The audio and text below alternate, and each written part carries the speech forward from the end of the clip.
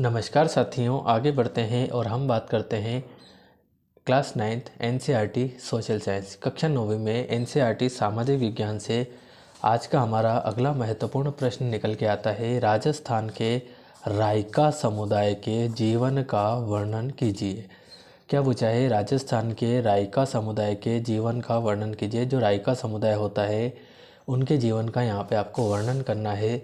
अथवा में आपसे क्या पूछा जा सकता है कि रायका समुदाय पर टिप्पणी लिखिए। क्या पूछा जा सकता है कि रायका समुदाय पर टिप्पणी लिखिए। तो इसका आंसर कुछ इस प्रकार हम देंगे यहाँ पे। तो देखिएगा, राजस्थान के रेगिस्तानों में रायका समुदाय रहता था। ठीक है, जो रायका समुदाय है वो कहाँ रहता था? तो राजस्थान के रेगिस्तान में रायका समुदाय रहता था।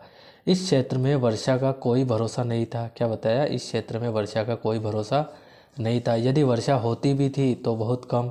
इस कारण कृषि उपज साल दर साल क्या होती जा रही थी? घटती बढ़ती रहती थी।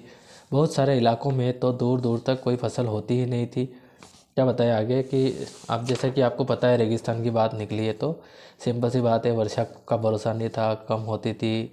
ठीक है, कृषि उपज भी घटती बढ़ती रहती है। वर्षा कम होती होगी तो कृषि उपज भी घटती बढ़ती रहती है ना। बहुत सारे इलाकों में दूर दूर तक कोई फसल भी नहीं होती थी। इस कारण रायका समूह खेती के साथ साथ चरवाई का भी कार्य करते थे, है ना।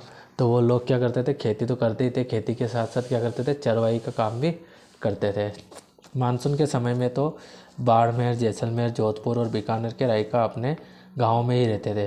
किस जब? मानसून के टाइम पे। ठीक है, क्योंकि इस दौरान वहाँ चारा मिल जाया करता था। जबकि अक्टूबर आते आते ये चरवाहा सूखने लगते थे, चारागाह सूखने लगते थे। ठीक है, रायकाओं का एक समूह ऊँट पालता था जबकि कुछ भेड़ बकरियां पालते थे। ठीक है, तो ये था आपके रायका समुदाय पर टिप्पणी लिखिएगा आंसर। उम्मीद है आपको समझ में आया है।